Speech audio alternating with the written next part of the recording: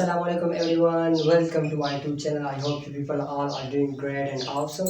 If you don't know me, my name is Sasandeep, third semester nursing student at the Government College of Nursing Mardan.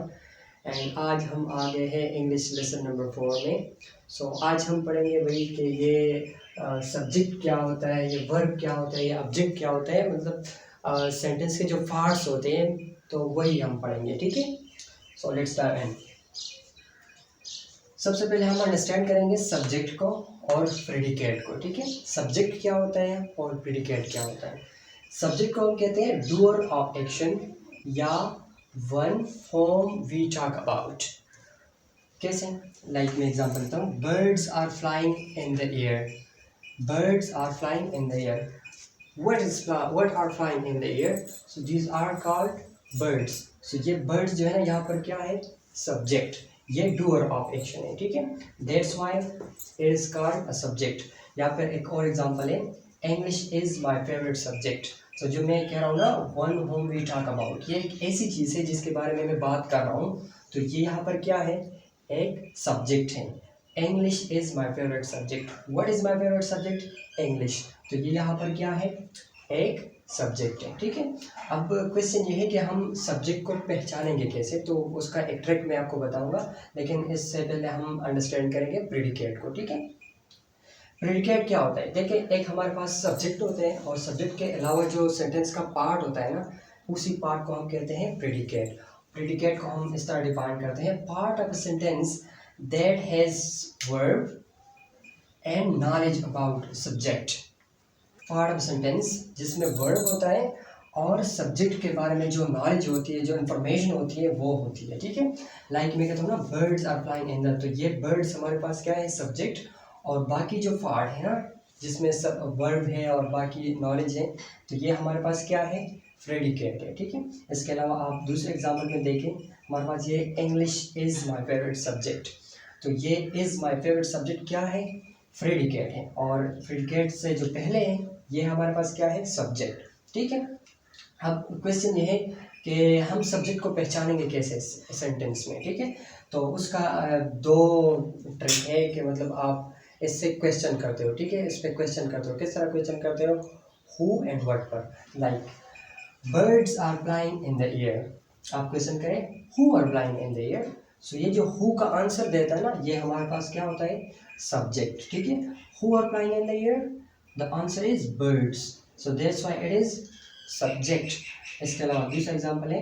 English is my favourite subject. What is my favourite subject. ठीक है. जो non लिंग होते हैं ना, उसके लिए हम क्वेश्चन करते हैं what. So what is my favourite subject. So answer आपको मिलता है English. That's why this English is a subject. ठीक है. और इसके अलावा ये एक पॉइंट ये है कि एज अ सब्जेक्ट हमारे पास क्या क्या आ सकता है. एज सब्जेक्ट हमारे पास नाउन आ सकता है. लाइक मैं कहता हूँ Ali is my best friend. ठीक है. और इसके अलावा हमारे पास प्रोनाउन भी आ सकता है. लाइक मैं कहता हूँ he is my best friend. ठीक है. तो ये ही हमारे पास एक प्रोनाउन है. दैट्स वाई ये भी एज अ सब्जेक्ट आ सकता है. इस भी एज अ सब्जेक्ट आ सकता है. ठीक है. लाइक मैं कहता हूँ man with great experience is teaching us English. So who is teaching us English. So who का आंसर आपको क्या देता है? A man with great experience. That why ये हमारे पास एक फ्रेज है ना, और ये एज अ सब्जेक्ट आ गया. इसके अलावा क्लास भी एज अ सब्जेक्ट आ सकता है. ठीक है. लाइक मैं कहता हूँ ना, that he teaches nicely is lovable, या नाइस या fantastic. That he teaches nicely is lovable. So what is lovable? That he teaches nicely. तो ये हमारे पास क्या है? क्लास है और ये एज अ सब्जेक्ट आ गया है. ठीक है. So now we are moving towards verb. Verb क्या होता है? Very simple. Words that shows action और स्टेट ऑफ अ सब्जेक्ट. जो हमारे पास किसी सब्जेक्ट की स्टेट को या एक्शन को शो करता है. ठीक है. लाइक एग्जांपल है, birds are flying in the air. Birds are flying in the air. तो ये हमारा ये जो फ्लाइंग है ना, ये एक एक्शन है. ठीक है. तो ये हमें ये हम इसको क्या कहते हैं? ये हमारे पास क्या है? वर्ब. ठीक है. और इसके अलावा आप समझे कि ये जो वर्ब होता है ना, इसकी बहुत सारे टाइप है, लेकिन मेन दो टाइप्स है. Number 1 man verb and number 2 helping verb. ठीक है. मैन वर्ब इस तरह very simple, eating, walking, etcetera etcetera. इस तरह बहुत सारे एग्जांपल है. हेल्पिंग वर्ब क्या होता है? देखिए समझे, इसको समझे, वो वर्ब जो कि किसी भी सेंटेंस की टेंस फाइंड आउट करने में आपकी हेल्प करे, वो हमारे पास क्या कहलाता है, हेल्पिंग वर्ब। ठीक है, वो वर्ब जो किसी भी सेंटेंस की टेंस फाइंड आउट करने में आपकी हेल्प करे, वो हमारे पास कहलाता है हेल्पिंग वर्ब। ठीक है, like do, this, does, do, does, is, am, are, etcetera etcetera, तो ये हमारे पास हेल्पिंग वर्ड्स में आते हैं। ठीक है, इसका एग्जाम्पल है ना, it is raining since morning, तो ये हमारे पास आप अगर देखें ना, तो ये हमारे पास इज़ जो है ना, ये हमारे पास हेल्पिंग वर्ब है। ठीक है, और ये जो रेनिंग है ना, ये हमारे पास मेन वर्ब है। ठीक है, क्योंकि ये एक्शन को शो करता है।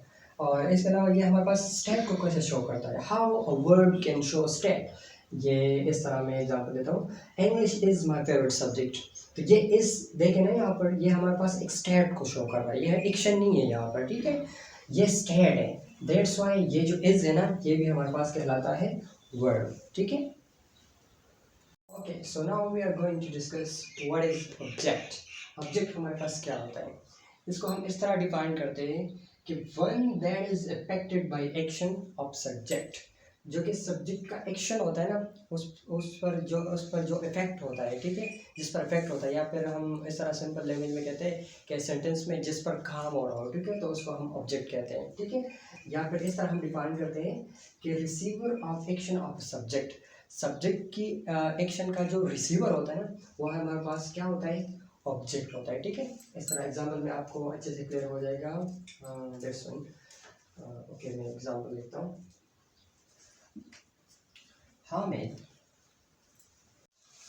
Hamid is eating an apple, तो ये हम कहते हैं ना, हामिद इज ईटिंग, तो ये वो ईट कर रहा है, क्या ईट कर रहा है, क्या खा रहा है वो, एप्पल, तो ये एप्पल हमारे पास क्या है, ऑब्जेक्ट है, क्योंकि ये हामिद का जो एक्शन है ना, एक्शन, ये हमारा सब्जेक्ट है ना।